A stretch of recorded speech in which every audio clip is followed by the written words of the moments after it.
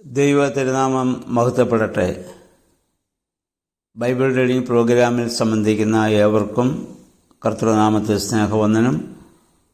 ഉൽപ്പത്തി പുസ്തകം 46 അധ്യായം നമ്മളിന്ന് വായിക്കുന്നു. 45 അധ്യായത്തിൽ ജോസഫ് തൻ്റെ സഹോദരന്മാർക്ക് തന്നെ വെളിപ്പെടുത്തുകയും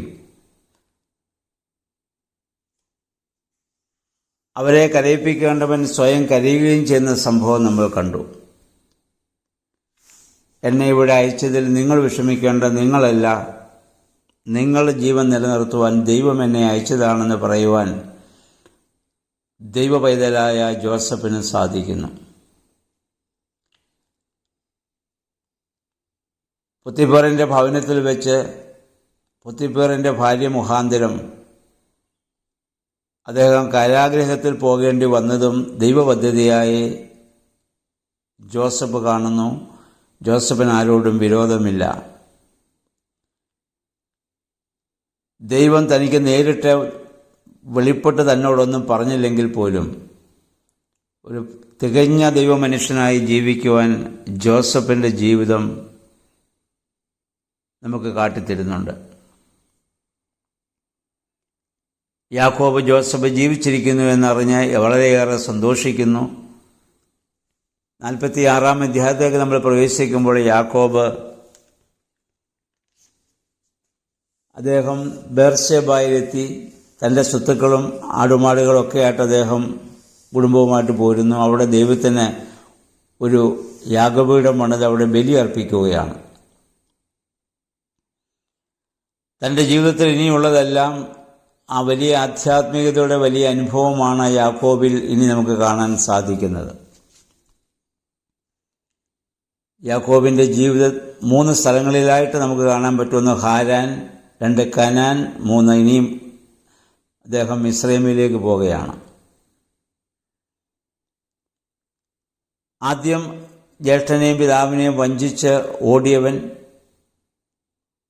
എന്ന് പറഞ്ഞാൽ ജഡത്തിൻ്റെ ഇച്ഛയ്ക്ക് അനുസരിച്ച് മാത്രം ഇത് നടന്നവനാണത്.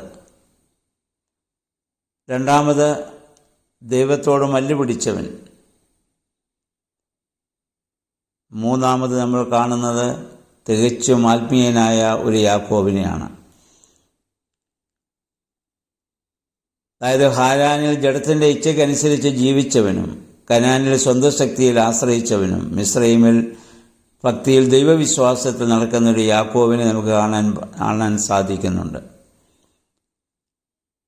ഒരുപാട് അനുഭവങ്ങളിലൂടെ യാക്കോബ് കടക്കേണ്ടി വരുന്നുണ്ട്. അത് ദൈവകരങ്ങളിൽ നമ്മളായിരുന്ന ഒന്നൊറുക്കപ്പെടുമ്പോൾ മാത്രമാണ് നമുക്കൊരു അനുഗ്രഹമാകാൻ സാധിക്കുക. ഇവിടെ യഹോവയായ ദൈവം ഈ യാഗമർപ്പിച്ചപ്പോൾ യാക്കോബിനോട് പറയുന്നു, ഞാൻ നിന്നെ വലിയ ഒരു ജനതയാക്കും. അത് ഇനി നമ്മൾ മുന്നോട്ട് ചെല്ലുമ്പോൾ പുറപ്പാട് പുസ്തകം 1 അധ്യായം 7 വാക്യം വായിക്കുമ്പോൾ നമുക്ക് കാണാം, മിസ്രൈമിൽ ഇസ്രായേൽ ജനം വലിയൊരു ജനതയായി പിന്നീട് വളർന്നുവെന്ന്. ആ ഒരു വലിയ വാഗ്ദത്തം പ്രാപിച്ചുകൊണ്ട് ഒരു ദൈവപുരുഷനായി തന്നെ യാക്കോബ് ഇവിടെ നിന്ന് യാത്ര ആരംഭിക്കുന്നു. തൻ്റെ ഭാര്യമാരും മക്കളും, റാഹേൽ മരിച്ചു ബാക്കിയുള്ളവരും മക്കളൊക്കെ ആയിട്ട് ഏകദേശം അവർ 70 പേരായിരുന്നുവെന്ന് നമ്മൾ ഇനി വായിക്കുന്നുണ്ട്. ഈ 70 പേരിൽ നിന്നാണ് നമ്മുടെ കർത്താവിൻ്റെ ആ ഒരു വംശാവലിയിലേക്ക് ഇനി നമുക്ക് കാണാൻ സാധിക്കുന്നത്. മത്തായിയുടെ സുവിശേഷം 1 അധ്യായത്തിലും ലൂക്കോസിൻ്റെ സുവിശേഷം 3 അധ്യായത്തിലും യാക്കോബിൻ്റെ വംശാവലിയുള്ളവരെ നമുക്ക് കാണാൻ സാധിക്കുന്നുണ്ട്. തൻ്റെ ദാസിമാരേക്കാൾ കൂടുതൽ മക്കളെ തൻ്റെ ഭാര്യമാർ തനിക്ക് പ്രസവിച്ചത് നമ്മൾ കാണുന്നു. നമ്മളിത് മൊത്തം വായിക്കുമ്പോൾ ലേയിലെ 33 മക്കൾ, സിൽപ്പായ്ക്ക് 16, റാഹേലിന് 14, ബിൽഹായ്ക്ക് 7, അങ്ങനെ മൊത്തം 70 പേരുടെ ഒരു സംഖ്യ നമുക്കിവിടെ കാണാൻ സാധിക്കുന്നുണ്ട്. അങ്ങനെ യാക്കോബ് മിസ്രൈമിലേക്ക് വരുമ്പോൾ ജോസഫ് രഥവുമായി വന്ന് യാക്കോബിനെ സ്വീകരിച്ചുകൊണ്ട് പോകുന്നു. താനിപ്പോൾ പ്രധാനമന്ത്രിയുടെ സ്ഥാനത്താണെങ്കിലും ഭരണാധികാരിയാണെങ്കിലും തൻ്റെ അപ്പൻ തനിക്കേറെ വിലപ്പെട്ടവനാണ്. ഇന്ന് പല ആളുകളും ജീവിതത്തിൽ ഒരു ഉന്നതമായ സ്ഥാനത്തേക്കൊക്കെ വരുമ്പോൾ കഷ്ടപ്പെട്ട് വളർത്തിയ, സ്നേഹിച്ച, കരുതിയ മാതാപിതാക്കളെ മറന്നുപോകുന്ന അനുഭവം നമുക്കിന്ന് പലപ്പോഴും കാണാൻ സാധിക്കുന്നുണ്ട്. എന്നാൽ ഒരു ദൈവ പൈതലായ ജോസഫിന് അങ്ങനെ ഒരിക്കലും ചിന്തിക്കാനാവില്ല. തൻ്റെ അപ്പൻ തനിക്കേറെ വിലപ്പെട്ടവനാണ്. അദ്ദേഹം അങ്ങോട്ട് ചെന്ന് അപ്പനെ സ്വീകരിച്ചുകൊണ്ട് വരുന്നു. തൻ്റെ സഹോദരന്മാരോട് അദ്ദേഹം നേരത്തെ പറഞ്ഞിരുന്നു, ഗോശാൻ ദേശം നിങ്ങളെ ആട്ടിടയന്മാരാണെന്ന് പറവരായാവ് ചോദിക്കുമ്പോൾ നിങ്ങൾ പറയണം, നിങ്ങളുടെ തൊഴിലെന്താണ്, നിങ്ങൾ ആടിനെ മേയ്ക്കുന്നവരാണെന്ന് നിങ്ങൾ പറയണം. കാരണം മിസ്രൈമിലെ ആട്ടിടയന്മാരെ വെറുത്തിരുന്നു. അതുകൊണ്ട് അവരുമായി ഇടകലർന്ന് ജീവിക്കാതെ ഒരു പ്രദേശം മുഴുവൻ ലഭിക്കുന്നതിന് വേണ്ടി ജോസഫ് ബുദ്ധിപൂർവ്വം പറഞ്ഞു കൊടുത്തതായിരിക്കണം.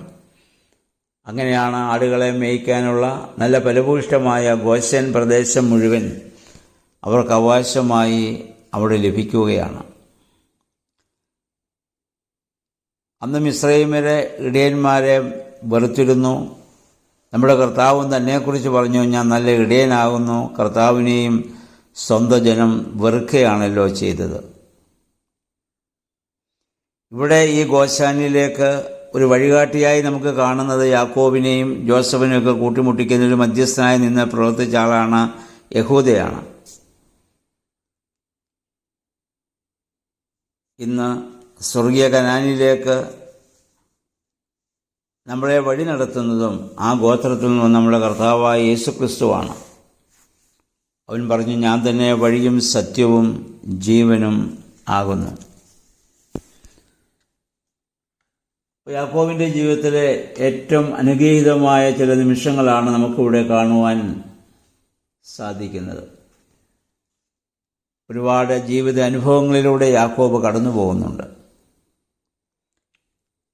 നമ്മുടെയും ജീവിതത്തിൽ ഇതുപോലെയുള്ള അനുഭവങ്ങളിലൂടെ കടന്നു പോകുമ്പോൾ ആത്യന്തികമായി ദൈവത്തിന് ഒരു പദ്ധതിയുണ്ട് എന്ന് നമ്മൾ വിശ്വസിക്കുകയും ആ ദൈവത്തിന് നമ്മെ തന്നെ പൂർണ്ണമായും നമ്മൾ സമർപ്പിക്കുകയുമാണ് ചെയ്യേണ്ടത്.